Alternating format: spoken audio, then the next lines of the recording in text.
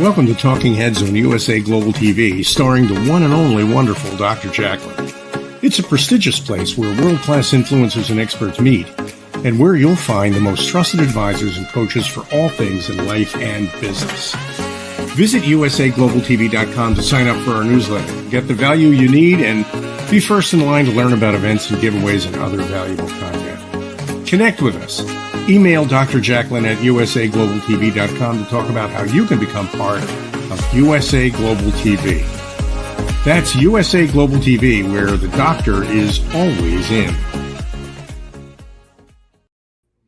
Hello and welcome, or hopefully it's welcome back to USA Global TV and Radio. I'm Dr. JACALYN KERBECK, the president, founder, and chief listening officer here at our network. Our show today is the power of etiquette and manners. We have all witnessed it, whether it was firsthand or we saw something on social media or the news. Where are the etiquette and manners that we should be showing when we are flying, when we are traveling by air? We're going to find out what we need to know. We've got a fabulous guest here today. She's an international flight attendant. Before we bring her out, let's welcome the star of our show, Mr. Philip Sykes. He is the principal of the British School of Excellence. Welcome, Philip.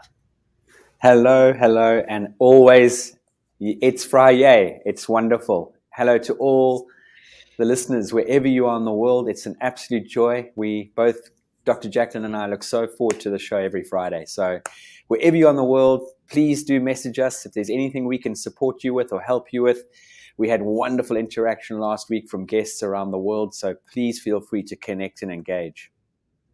We definitely did have wonderful connection and interaction because the shows are so interesting. These are topics that are relevant to all of us. It doesn't matter how old you are or where you live or what you're doing. Etiquette and manners are in style. They're in vogue. They don't go out of style. Thank you again for being here. I want to spotlight you, Philip, for people who are joining us for the first time and they're thinking, wow, the British School of Excellence, what do they offer there? Thank you. A very warm welcome to new listeners, and for the older listeners, the ones who do dial in each week, please humor me as I take you on this journey of what we here at the British School of Excellence focus on and are all about. We focus and build confidence in people. We give you the quintessential tools to elevate yourself to the next level and beyond. Etiquette and manners, as Dr. JACALYN was saying, people think of for the posh or it's old-fashioned, couldn't be further from the truth. It is for everybody, and more so now than ever before do we need the power of etiquette and manners. And when I talk about the power of etiquette and manners, I'm talking emotional intelligence. I'm talking how do we walk into a room? How do we show up every single day? This is what this is all about. It's not about do this, do that. And it's not a list of do's and don'ts or a list of rules and X, Y, and Z. It's far deeper than that. It's about how we show up as human beings each and every day. And every single one of us have the opportunity to make that change. Just yesterday evening, we had a show, an incredible show. No, Wednesday evening where we did our Train the Trainer induction for anyone who's interested in our Train the Trainer. And we had some wonderful alumni come on board and share their journey out of their own mouths. And one of these incredible colleagues and Train the Trainer alumni students who I believe has been on the show, her name is Hajar, all the way from Holland. She said, it's about you understanding how you can change. It's not about thinking there's a magic wand, abracadabra, and everything's going to shift and change. You've got to invest in yourself. So here at the British School of Excellence, we invest in ourselves by going on regular journeys of education, reading material, doing a huge amount of research, and we engage on courses and programs that we can benefit you and better give you the most incredible knowledge and information, working with children, teenagers, and adults across the board. And if you have any questions, we love engaging. There's a calendar on our website, www.thebritishschoolofexcellence.com. We would happily have a Zoom call with you, a phone call, or an email correspondence. So please do make an effort to contact us. Thank you so much, Philip. You know, I said in the beginning of the show that we've all witnessed it probably in some way or another, people getting rowdy, out of control when they're up in the air, almost like it's a free pass because you're not actually on the land. But that is not the case, and it's actually dangerous in many ways. So we have someone here who is a graduate of the British School of Excellence, and she is also an international flight attendant. Tell us how you came to know of her and what she's going to be sharing with us today. Wonderful. Well, firstly, Eleni Manellari is an incredible woman, has vision and focus. And quite a few years ago, Eleni engaged with us. We had a conversation. She was interested in going on this journey, and she joined us in 2021 on our Train the Trainer program. And her background is international flight attendant, but and she's based out of the UAE, and she's been involved in this industry since 2019. So you can imagine how her whole journey has been affected with regard to, COVID and things like that. But she stayed so focused and so driven. I mean, her educational background is in communication, media, and culture from an incredible university called Pantheon. I hope I pronounced that correctly, University in Athens. And she graduated from our organization, as I said, in June 2021. And at the same time as she's working, she's building her own business. And I think the ancient Greeks have really inspired her. And she's now created this organization, which is in the plan called the Academy of Sophistication, which will be focusing on delivering etiquette, manners, and soft skills, and equipping children, young adolescents and adults to build their goals, to build success in their lives. So without further ado, I'd love you to bring Eleni into the studio. Absolutely. Welcome to our show. Good evening, everybody. Good morning to some of you. Thank you very much for today's opportunity. It's a pleasure to be with you. It's a pleasure to see you, Eleni. So lovely to see you. Same. Please share with our audience, where are you joining us from today? Today, at this very moment, I am in Abu Dhabi, which is my base as well. But currently, we're very, very extremely busy. And I might say sometimes being in Abu Dhabi, it feels just like a layover as the rest of the world when we travel. Wonderful. And Philip gave us a little bit about your background. Before we get into the etiquette and manners portion of it, for anyone who's ever traveled or been on a flight, we see the flight attendants, and we should absolutely show flight attendants respect, because not only are you really helping us to keep safe and helping us to be informed about what's going on, but you have a life outside. You have to actually get up at a certain time, prepare for for the hours that you're going to be gone. You might be gone for a week or whatever the case may be. Tell us a little bit about what goes on behind the scenes with flight attendants preparing to travel. The truth is, at this part of the world, either it's Dubai or Abu Dhabi or any other city, the whole industry is quite different than it is in some Western countries. And in my big surprise, I didn't came prepared at all. And I found it quite challenging or difficult in the beginning, because the place itself, it's quite different from where I'm coming from and from where the rest of us is coming. Plus, the colleagues are literally from around the world, which makes it sometimes, of course, it's interesting and exciting and beautiful, but again, so many misunderstandings can happen, challenging conflicts, you name it. So for me, having this job, and in the same time having graduated from the British School of Excellence, it came very perfectly as in pair together. I just wished I knew this a little bit earlier, so I had prepared myself. I wish I had met Philip and all the British School of Excellence before I came here. I'm pretty sure things would have come smoother and easier to me, because as I said again from the beginning, it's quite different here. I would say we take the job in another level, in the safety, in the security, in the hospitality itself. So, and I say that because I have traveled with so many other airlines around the world, either Europe or US. It's quite different here. It's quite challenging, but it's rewarding. It's truly rewarding if you see it in the positive way that you should see it. Thank you so much for sharing that. And just to follow up before I go over to Philip, you actually just touched on something that people might not even think about. You are part of a team, and it might be team members you have never met before. And now, for this amount of Correct. time, you are to work together without knowing the person and how they operate. So that in and of itself has to be, I would say, challenging and also fascinating. Exactly. It's challenging and at the same time fascinating, but again, it depends in which kind of direction you look. I'm a kind of person that I really like to consider myself as a very positive person. And no matter what time of the day it is, I will always show up with a smile on my face in the briefing room, with the positivity.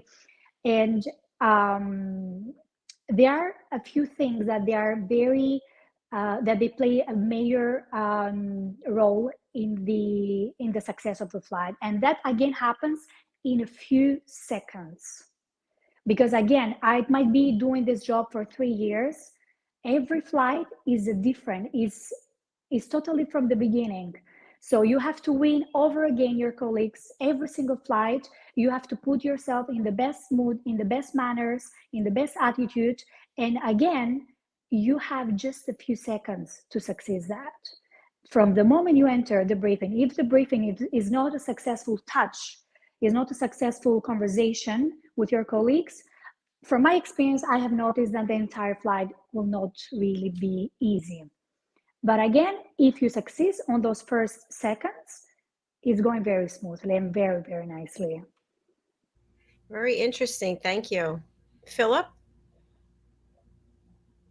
I just find it fascinating because it's showing up every single day, whether you, as Eleni said, you've got to show up, and it's not about you at the end of the day. You've got to use tools to shift your mindset, shift your mood, and really get yourself focused at the task in hand and be incredibly present at every given moment. And, if we all think about it, I think a lot of us just get on an aircraft as if you would jump in your car and drive off somewhere, or get on a bus, go somewhere. There's a huge amount behind the scenes that takes place. And it's down to the team that can make that flight so enjoyable and even more comfortable. And it takes true professionals and people who are truly focused and dedicated, as Eleni is with her vision and focus of where she is right now, her vision and focus going forward. And I tell you, I wish there were more people out there in this industry that had that mindset and adopted the right attitude that Eleni brings to the party. Agreed. Definitely. A question that I have for you is, when you think about the environment in which you're working, team members you've never met, passengers you've never met, maybe crew you've never met, and then it's during a pandemic. The pressure level has to be so high, and yet you have to be in control of your etiquette and manners the entire time when other people might be falling apart, whether it's about wearing masks or being seated next to someone. How did you deal with this? Absolutely. The truth is, the COVID really changed so many things, and so many things were also tasted in the same time. And one of those things that I realized is that the one of the emotional intelligence. So COVID was one of those factors that really showed who truly has emotional intelligence. And as correctly in the course that I attended with Philip, we mentioned the emotional intelligence has nothing to do with your education itself. It's something that you have built up, and something that you have tried on. So many times we came across with situations that they were out of common sense, totally out of common sense. Again, though, with respect and patient and good positive body language, especially when we're times when we're wearing the mask, we're wearing even some other equipment as flight attendants, except of the mask. The only thing that could speak, except of the words, was our body language. So during COVID, it was even harder for us to pass the message and make people feel comfortable and enjoying their flight in the same time, which was, again, as we said, very, very challenging. But those days are gone almost now, and we are leading towards brighter days. And let's all just remember this as a bad memory. I love your attitude. That's brilliant. A question that I have for you also is, we look to the flight attendants, especially if there's turbulence or somebody's out of control, and it's almost like, oh, there's the flight attendant. If she looks okay, everything's going to be okay. So my question is, have you ever yourself been afraid and not been able to show it? Absolutely. Absolutely. And again, as I said, when there was incidents that this was happening during COVID, exactly because it was only the body language that we could actually communicate through, and all these masks and all those equipments that we're wearing, including gloves, including a headband, even sometimes we're wearing goggles. That was actually in our part that was helping us, because we are not putting really much effort on showing truly that we're comfortable and okay with the situation going on, which I'm sure if it was happening, any kind of incident during non-COVID times, that would be even challenging, because there were no masks, there were no goggles, there were no gloves. But again, it has been times that even me, even colleagues of mine that they are even more senior, they might have shown a sign of discomfort or a little bit of uncomfort, of feeling uncomfortable. But again, that's part of the journey. Everybody knows that flying is something exciting. So I think they're all coming prepared for a little bit of action in the end of the day. I'd love to be on a flight with you. It would be great. A You question know I have for both what of I you. say? Yes. What Sorry, I question. say? Yes, I said I'd love to be on a flight with you. I think that would be a lot of fun. Lovely. I would love to have you as well. A question I have for both of you. When I was growing up, my mom always instilled in me that when you were traveling by plane or train, that you should be dressed a certain way. And you should be Mm. dressed in a respectful manner and be polished. And of course, today, what we see on planes is something else. What is the etiquette for how to dress on a flight? Is there any etiquette anymore?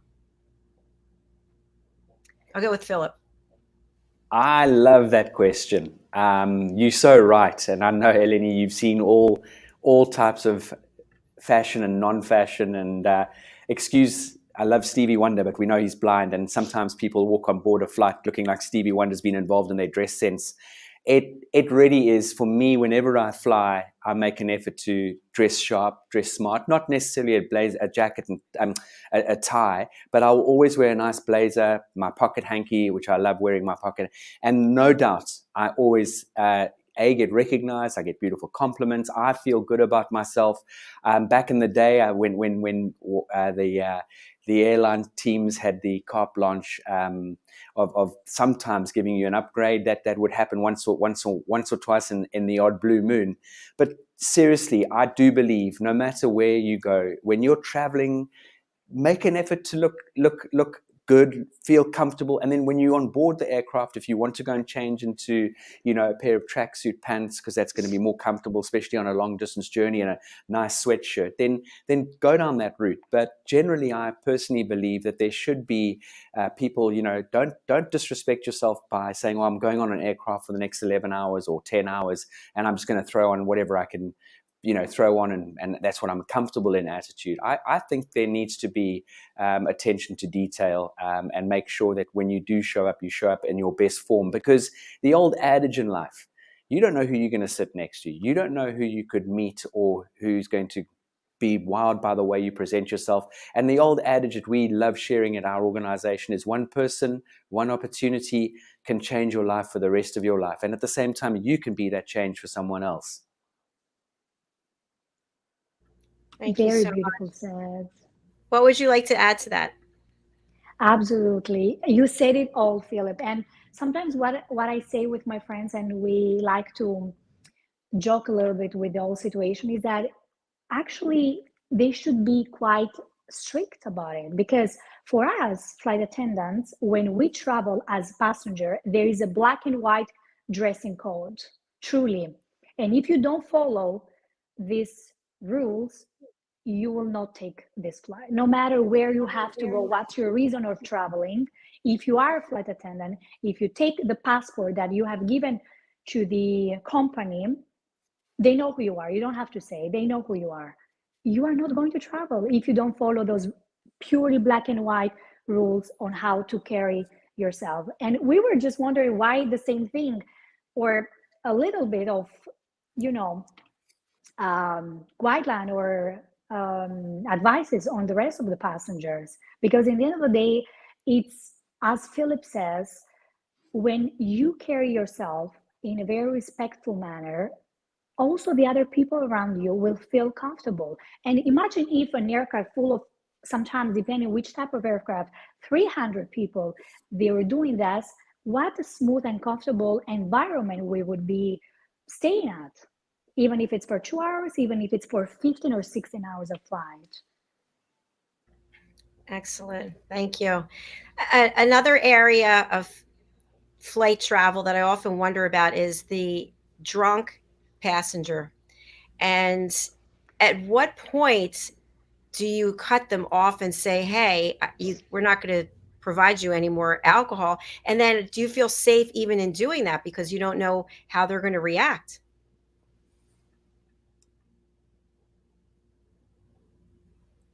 Oh no, Eleni, I think she's she frozen. froze. Yeah. While she, I think that's such an amazing, well, it's such a poignant question, Dr. JACALYN. We've all been on aircraft where people, there's always going to be one who always either gets on board smashed, hammered because the flight was delayed, so they decided to go and stand and sit in a bar somewhere and start drinking, and then they get on board and they're all over the shop. And I mean, I've been on flights where the flight's been grounded and they've actually had to physically remove the passenger. And there's been lots of, unpleasantness, bad language, and people behaving bad, people talking at the top of their voices. They've had too much to drink. Now they are in their own heads. They're in their own, this is my private little party going on here. And they start badgering the person next to them.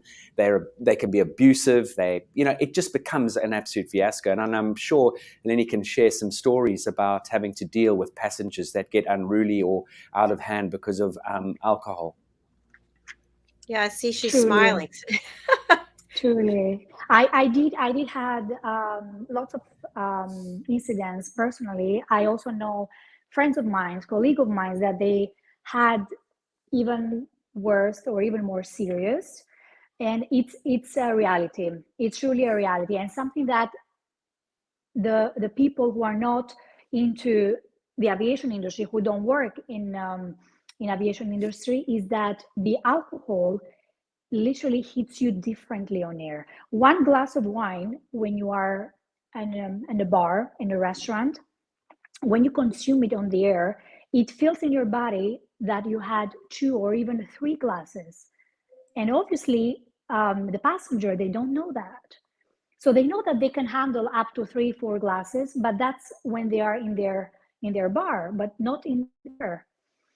And because we cannot, sometimes we don't have the luxury of time to tell people all this information.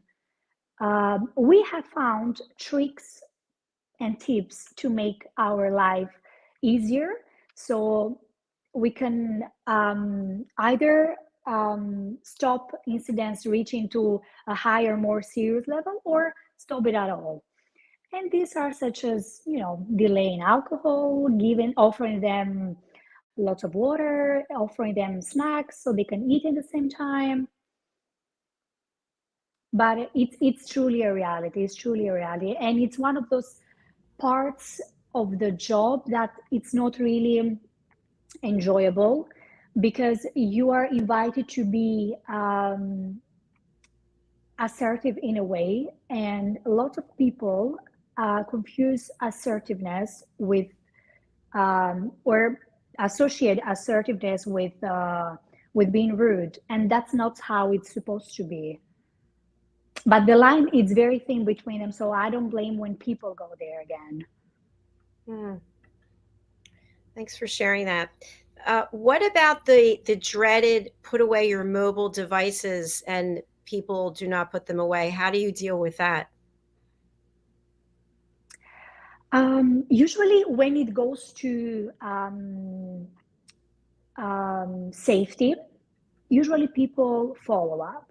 It's very rare that on my flights or on my colleagues' flight, or even when I travel as a passenger myself, that people don't really follow your whatever you are guiding them to do when it has to do with the general safety of them or the rest of the people. If they don't do it in the same time, what we try to do, again, sometimes we don't have the luxury of time to give them a lot of information and to explain them into depth and detail.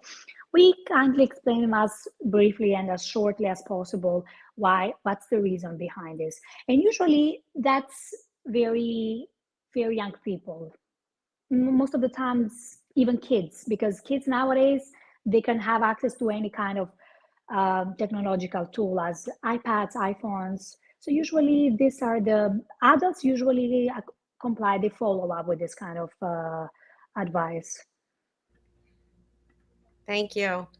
Philip, you shared with us, I think it was last week or a couple shows ago, about the fact that you took a flight and you actually had with you a note card and you wrote a handwritten note to give to the flight attendant, which I thought was really wonderful. Tell us a little bit about that, and then let's talk about maybe how we can do more of that. Yeah, thank you for bringing that up, Dr. JACALYN. I was on a flight not so long ago. I've been on a couple of flights in the last couple of months for various reasons. And I was flying into South Africa late June. And firstly, I walked on board. I love wearing red trousers and a blazer and a pocket hanky and obviously a shirt. And I walked on board, and the people greeting me at the door were just couldn't have been nicer. They were just so complimentary. Wow, it's so beautiful to see someone walking on board with such finesse and flair and blah, blah, blah. And during the journey of the flight, I was beautifully attended to. I really was. And, you know, as a passenger, it's everything in life is about give and take. And this is something that I was going to allude to shortly before I continue on my full story here. Eleni, you'll notice how beautifully she speaks. And one of the things that we focus on heavily in our journey through the British School of Excellence is polished language skills. How do we speak to people? What's our tonality? You can tell someone to disappear and make them look forward to the journey just because you have that eloquence and the beautiful choice of words and your tonality. And, you know, when you engage with these are incredible people who are on their feet for such a long time, who are serving so many people, and they've got to put on that brave face.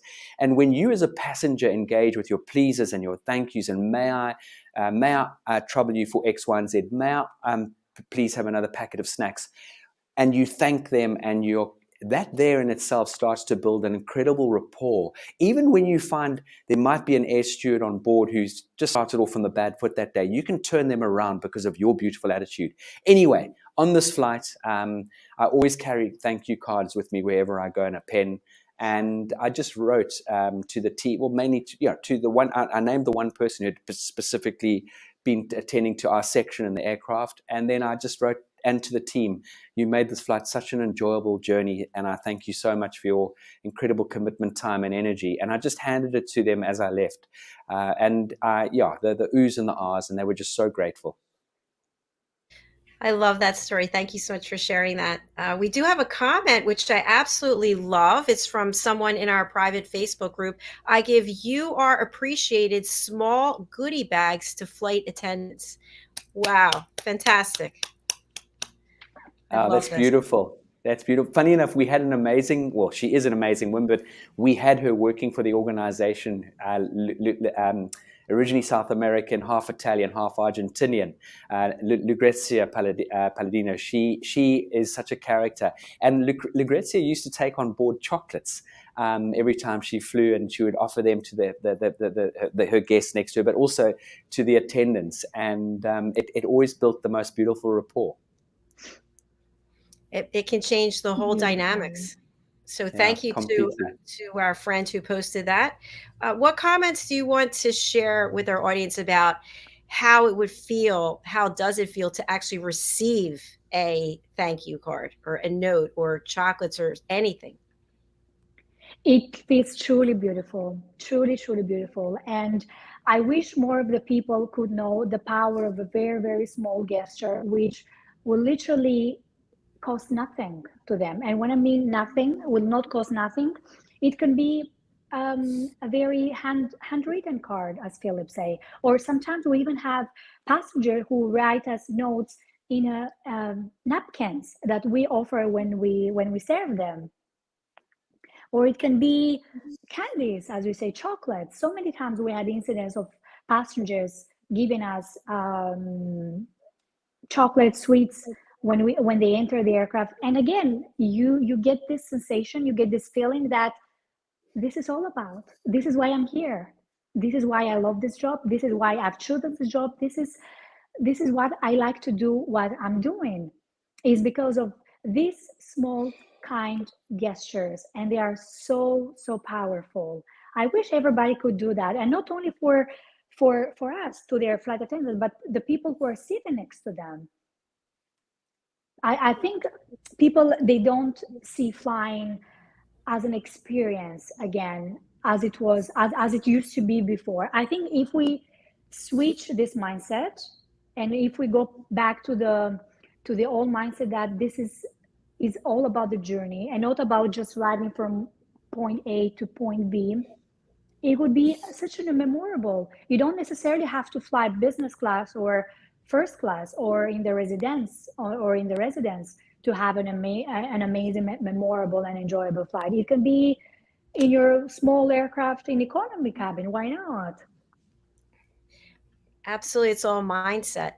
And we do have a follow-up comment from our Facebook friend.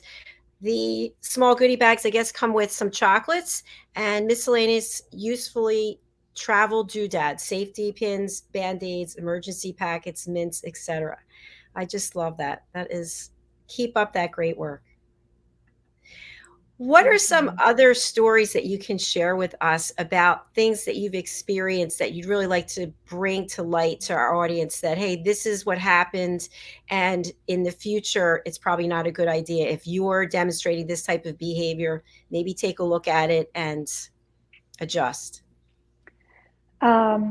Unfortunately, I cannot go into details on describing, giving which flight was it, or profile of the guest or whatsoever, for obvious reasons.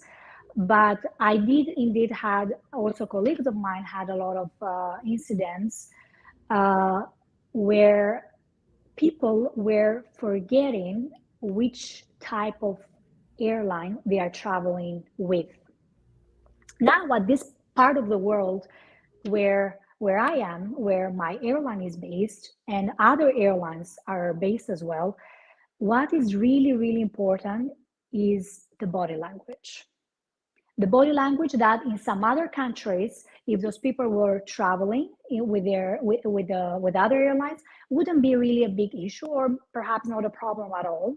But at this part of the world, what I would say to people is to really be aware of their body language, and how much, let's say, how much space they are giving either to the flight attendants or to the people next to them, and especially towards women. I've had incidents, or I heard about incidents, where a male passenger came very close to the space of a lady, didn't even touch her, and ended up in trouble. Because again, at this part of the world, we take this kind of things very, very serious. So again, if somebody is traveling with an airline at this part of the world, just to be a little bit more mindful about the personal space when it goes to the two different sexes, because they truly, with the smallest, slightest complaint from the lady, they are already in trouble, and their entire journey and their entire experience of taking the flight can be ruined for something that must be probably just a misunderstanding. Thank you for sharing that. I actually have a story that I want to share about a flight that I had, and it was really kind of pivotal in terms of me deciding to retire from my career in corporate America. So I have always had this airborne shellfish allergy, and believe it or not, my work in corporate required me to travel quite a bit, and I loved the traveling. But I would get onto a flight and they would be serving shrimp or some other kind of shellfish. And if it's heated and you can smell it, and it doesn't matter where you are in the plane. And so this one particular flight, I was in row 5 in the window seat, and I heard the flight attendant in first class, which was up till the 4th row, talking about what was going to be served for the meal, and did people want chicken or shrimp. And as soon as I heard shrimp, I thought, oh my gosh, I've got to get off this flight. I've got to let somebody know something. So there were 2 gentlemen next to me, and we hadn't actually backed up yet from the gate. So I said, excuse me, I need to speak with the flight attendant. And they wouldn't let me get up. So I hit the call button, and a flight attendant came over eventually, and I explained the situation. And she said, airborne shellfish? I've never heard of that, and just walked away.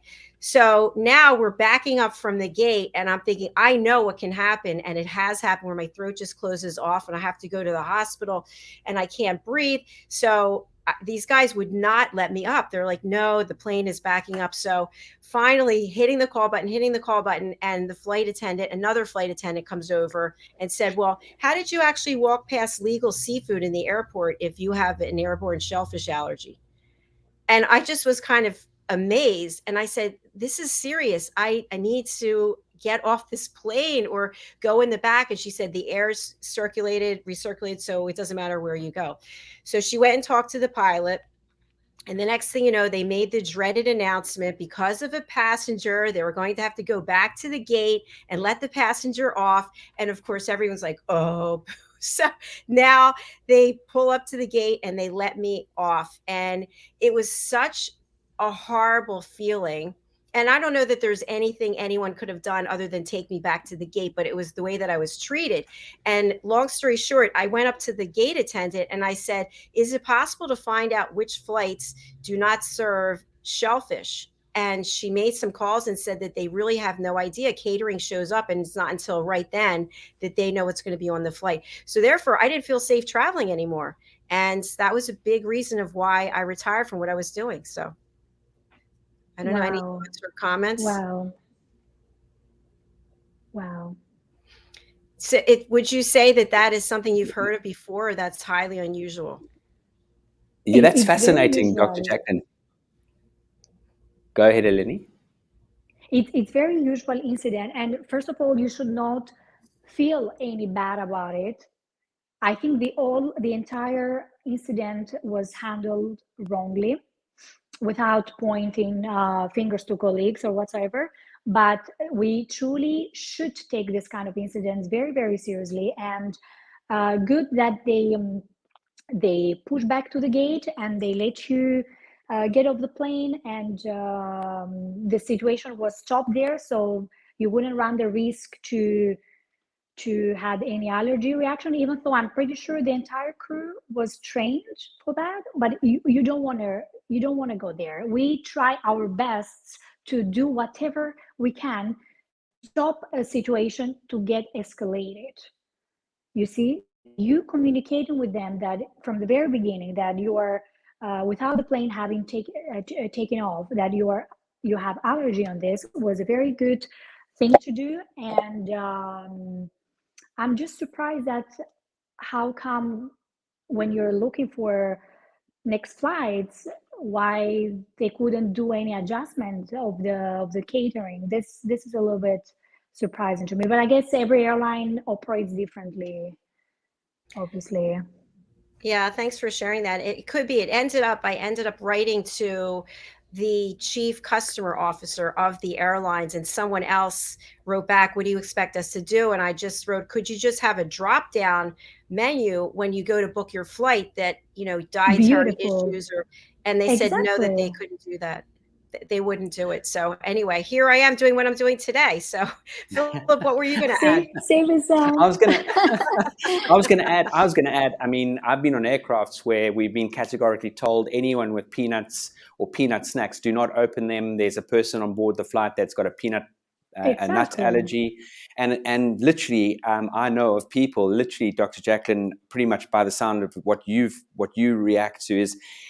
Someone could have just used the wrong chopping board to chop some onions, and because fish had been on there, or it can cause a serious challenge and can cause near death. And more so now than ever before, organizations, as we all know, have to stipulate their exact ingredients, and airlines do have to adhere to people's allergies. That I know for a fact from my experience flying. So I'm fascinated. I'm hopefully that airline eventually woke up and smelt the coffee and made some changes to their menus and to let passengers know in advance. I mean, I find it, especially in this day and age with digital technology and communication, so to speak, that the airline is not given the heads up. I mean, menus are printed these days and handed out in advance. So hopefully you're going to be safe when you fly to London in the next few weeks, in the next month or so. And just make sure you're flying on the correct airline. Thank you very much, Philip. Yeah, I think it was as I was leaving, the two flight attendants in first class said, "Oh, good luck with that allergy," and they kind of laughed at me. So that was the whole thing, that I understood we had to go back to the gate. I wanted to go back to the gate. And anyway, thanks for listening. We do have some comments from Diane Floyd Bame. Hi, Diane. A wonderful show. I've lived in Dubai and so appreciated sharing how one should be dressed modestly and the body language. Things you would never think of can be offensive to others. And she also has a follow-up comment. Overall, proper etiquette should happen at all times. As Philip said, you never know who you're going to meet. Thank you for educating people. Thank you, Diane. Thank you. That's wonderful. Oh, that's super. That really is. I can't. And Eleni is just a true shining example of the power behind all of this. It is phenomenal, and helping people shift their whole mindset, their persona, their careers, the opportunities that this leads to is just quite extraordinary.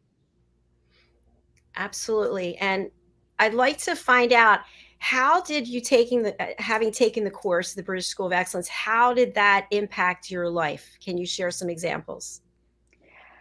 To the fullest, biggest, most positive impact that actually could happen to me. And the truth is, before I decide to attend the British School of Excellence, I made a huge research, the truth is, around the world when I decided that I want to do such a thing.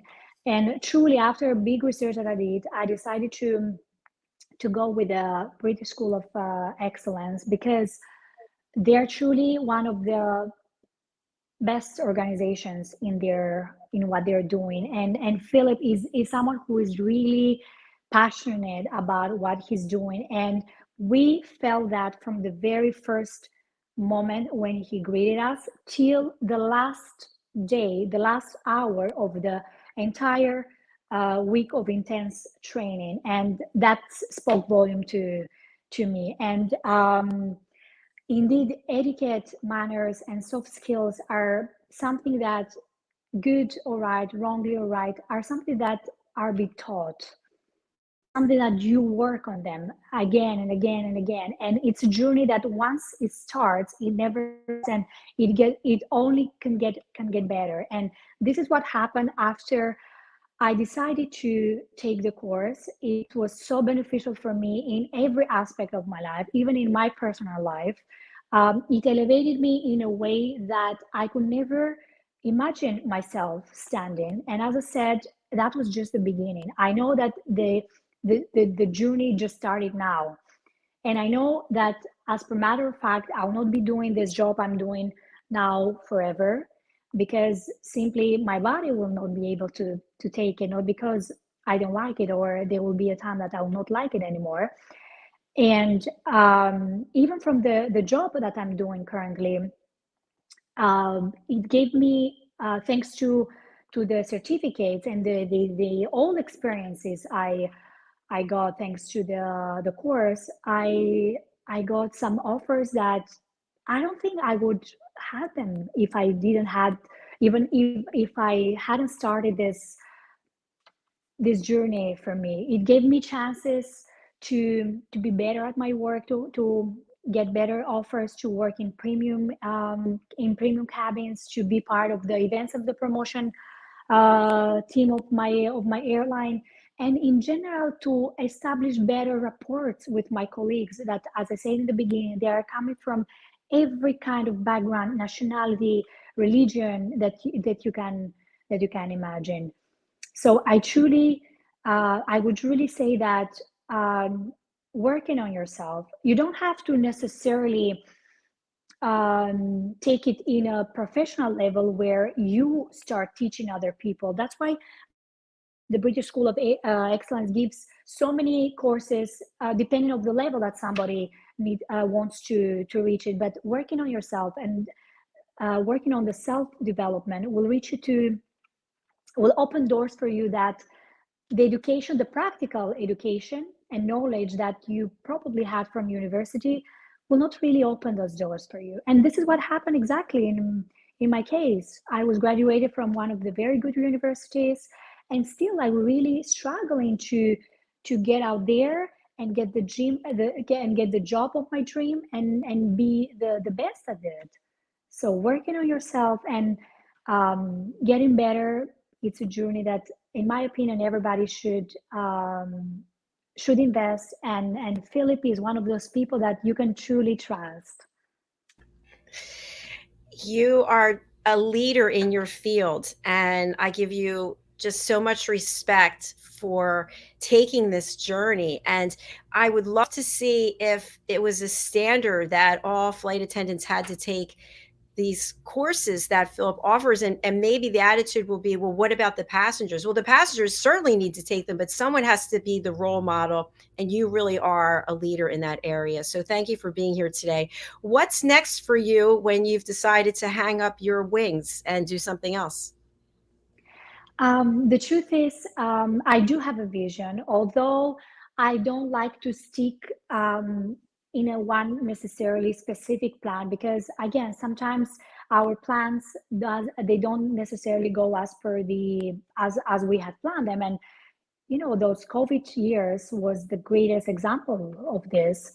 But indeed, I do have a vision, and my vision is that I really want to. I would ideally want to make an impact in other people, and especially in younger people, and especially even in kids, because this is where everything starts. I mean, if the proper education, if the proper guidance starts from the very early age, imagine what kind of adults, young adults, and then later on proper adults you're bringing in the society. So I know at some point in my life where, as you said, I will be ready to leave my wings behind. I know that I would love to work with kids and to make them see their fully potential and become their best self later on as young adults and later on as adults as well. So I truly see myself um, teaching all those. I like to put in on one category: soft skills, etiquette, manners, and all these are all soft skills. So I like to include them in one category. And yes, this kind of skills, they can be taught, they can be practiced. And with the help of the soft skills, someone can truly achieve their goals and become their best version of themselves and truly impact this world for the positive only way.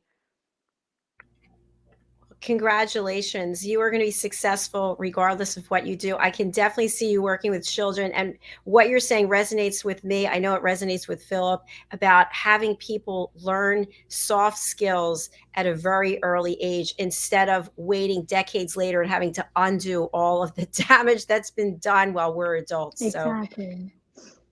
well done. And we are just so excited to have you here today, Philip. As I say to you always, you and Leanne and everyone at the British School of Excellence are always just so top class, just A plus. totally professional.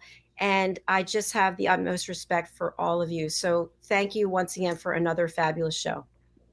Yeah, Eleni, you give me goosebumps when you open your mouth, and thank you for those beautiful compliments and words. I know where it comes from deep down, and you really are a shining example. And there've been times when Eleni's reached out, and there are moments on this journey that we make very clear to everyone that walks through the door. We are here.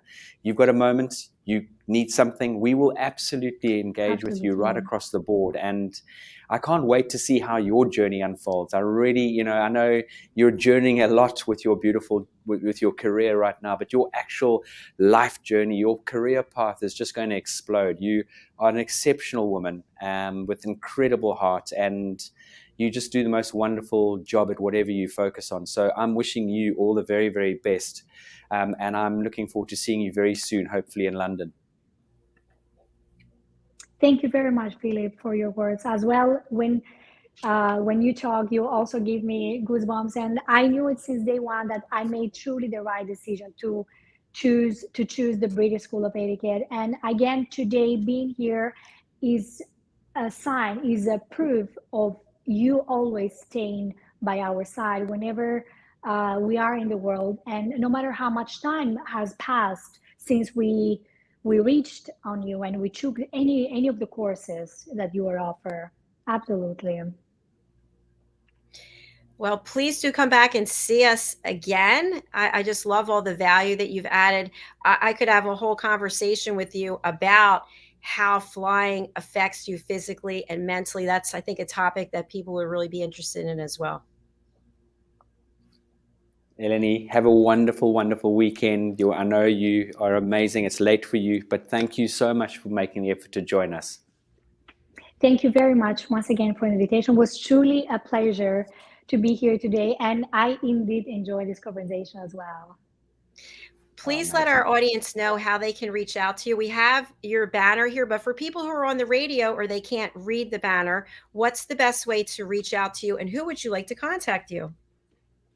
Anybody who wants to level up their life and they want to improve their etiquette, their manners, or in general their soft skills that they believe they're lacking in something, they can always reach in. They can find me through my email address or phone call, or through my social media account, the Academy of Sophistication on Instagram. And we are currently renewing our website as well. So in the very future, this is one more option to reach out for us. And I'm here to provide any kind of details or advice I can.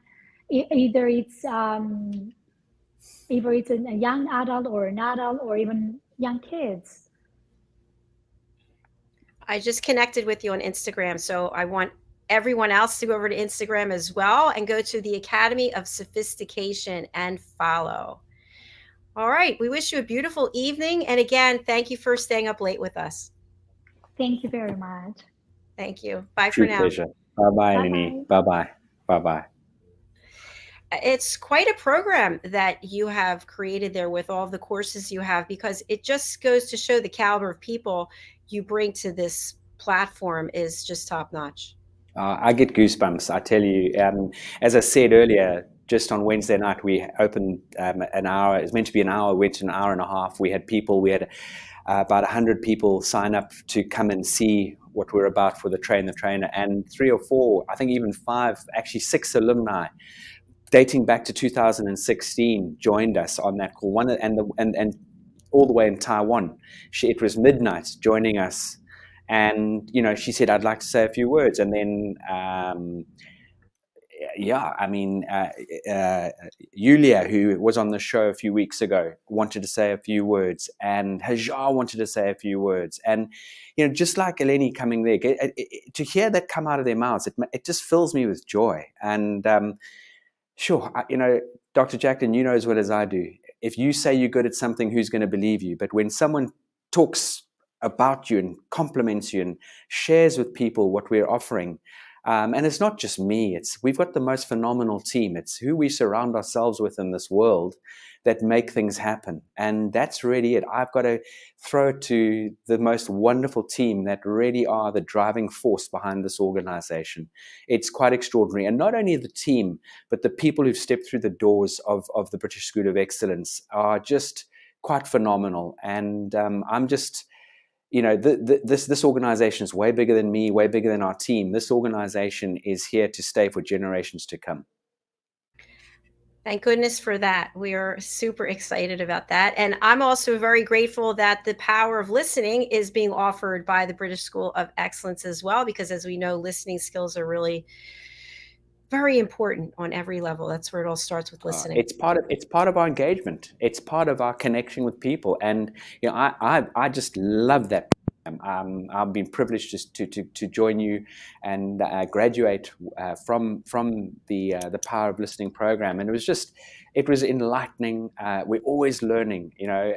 I've had to, over the years, understand, as I've been growing up, the importance of connecting with people. And you can only connect with people when you really and truly listen with all your senses, your body language, your energy, you being completely present and focused, no distractions.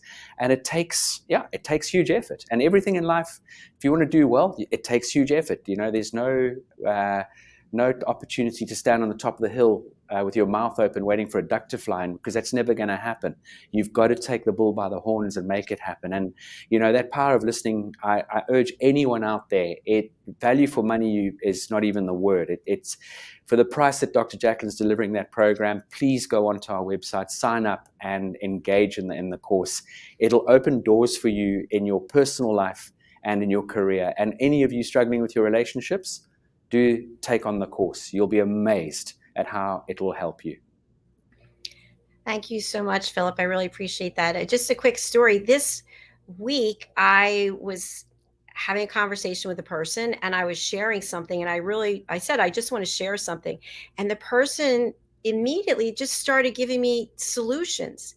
And I thought, I actually was totally aware of it because I teach people how to listen. And I thought, okay. But at the same time, I wasn't going to correct the person. So I think that just that awareness in and of itself.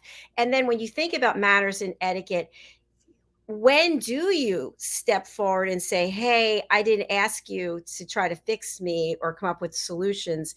Can you just share something a little about that when we get into these types of awarenesses, as we do the personal development and the growth, and then we become aware of other people's behavior? How do we address it? Again, I'm going to use that tool about polished language skills. At humor the person, let them speak for a bit.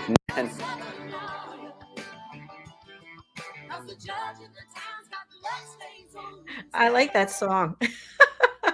Where's this coming from? I don't know. Hey, what is going on? I'm looking at my browser here, and I'm trying to think where this music's coming from. It disappeared. How weird. That's strange. How weird. Well, that was pretty good. I like that too. I was going to start doing a bit of a jiggle. Yeah, but I think polished language skills are fundamental. And then you say, thank you so much for no, Dr. JACALYN, this is bizarre. I don't have anything open that could be playing music. So have we got crossed chord going on here? I don't know. This has never happened before. It's kind of interesting. This is bizarre. Let me just have a look here. 1 second. Okay. So for all of you out there, there we are. You've got it? There okay. we go. I've got it. Okay. It was good country. Oh, no. This is good country. You know what I love about this, Philip, is that There we are. you're there in Africa, I'm here in the United States, but music brings people together. It does. We should actually open up with something like that. A bit of country. agree. Yeah, I love it. Yeah, but going back to what we were saying, and that won't interrupt us again, is just humor the conversation for a bit and say, I appreciate you giving me some guidance and steering, but actually, all I really would love you to do is just take on board what I'm sharing with you. I just want to offload, and I've also thought of some solutions, but I'm offloading. Please, just humor me and just take on board what I'm sharing with you, because yes, we do open our mouths, and we are, I'm one of those people. I want to help. So I'm thinking, how can I help this person? And you've got to realize had to do it actually my 18-year-old daughter brought that to my attention not so long ago and said, Dad, I was sharing X, Y, and Z with you, and you were telling me how to do X, Y, and Z, and so I just wanted you to listen to me, and that dawned on me. You know, we want to help, but we've got to just take on board, who am I dealing with here? What is their challenge, and do they just want to offload? But unfortunately, the world over, we will never change that. People will always be wanting to give advice, guidance, and steering, whether we like it or not. Yeah, absolutely. I agree with you. I didn't correct the person. I just let the person interject, but I walked away from the conversation feeling really unheard. And the person actually gave their opinion about what it was I was doing. I thought, oh, that's how they feel. I really didn't need to know how they felt about my situation, but just some tips for our audience to really take in and consider when you're engaging with other people. How are you showing up, and what are you leaving people with? How are they feeling? Are they feeling heard? Do they feel safe, or do they feel like you just talked over them and ignored them? It's part of etiquette and manners. Absolutely. It's all about that. It's all about engaging with people and how we show up. That's really it at the end of the. Absolutely. Philip, I'm going to spotlight you. And again, for people who can't read the banner and they want to contact you, they're like, yes, I want to be on this show with Philip, and I want to share my story about being a graduate. Tell them how. Thank you very much, ladies and gentlemen, for taking the time to engage with us on this wonderful program.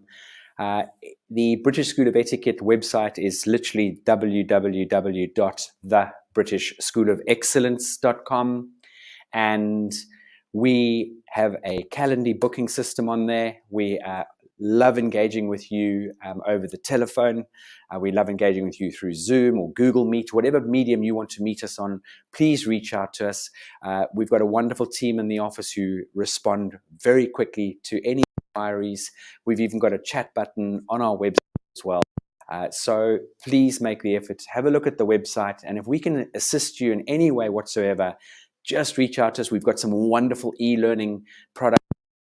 Power of listening. We've just launched, and Dr. JACALYN, you've been engaging with Richard over the last couple of years. Richard Cullinan, our master expert in EQ, he's just launched this unbelievable product on our e-learning platform. So anyone out there, you know, Eleni alluded to this emotional intelligence. This is something we can build, we can grow.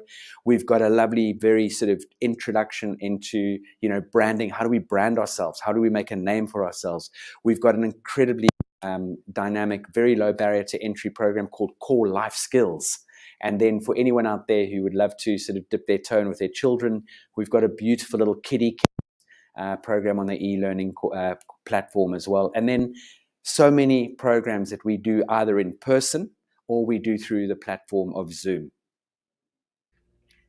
Philip, always a pleasure. And I just appreciate you so much. And also Leanne. Hi, Leanne, if you're out there. Thank you for being here. And I look forward to seeing you next week. Ditto. Have a wonderful weekend, Dr. JACALYN. You too. Bye. Take care. Great to see you. Thank you all. Bye-bye. Bye. And thank you to each and every one of you. I say this after every show. I am truly blessed when I think about all of the education, entertainment, hope, and inspiration that is shared here at this platform. It literally can bring me to tears. At the end of the day on Friday, after broadcasting all week, I just look up and say, thank you, God. I can't believe I'm in this position. It's amazing.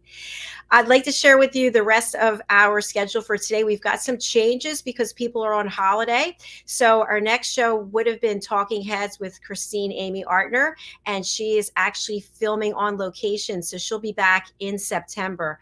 I'll be back at noon with our show Adversity to Awesome. And then at 1 o'clock, it would be the United Kitchens, but Chef Ricky also is on holiday today. So I'll be doing my Talking Head series, a new series of 6 lessons on how to start your own business here in the United States. Then we'll be back with the Listening Mentor, And then our 3 o'clock slot, which is Loving Longevity, Annie Bush has retired. So we actually have an opening there. Maybe you'd like to have your own show, or you'd like to be a co-host with me for a show. Please do go ahead and reach out. I'd love to hear from you. Go over to our website, usaglobaltv.com. Contact us. Just let me know, hey, I'd like to do a show with you. Maybe it's a special event you'd like to do. I'm open, and I love to support people in their work. And then we'll be coming back with pet psychic Amina. So we'll look forward to seeing you the rest of the day. Please do support our guests. Go over to LinkedIn and connect with them. They're giving their time and they're giving their knowledge and expertise. Let's support them by connecting with them on the social media platforms where they are, or email them. All right. Thank you again. I look forward to seeing you at 12 o'clock Eastern time, which is 5 p.m. British Summer Time, or 6 p.m. Central European Time. See you soon.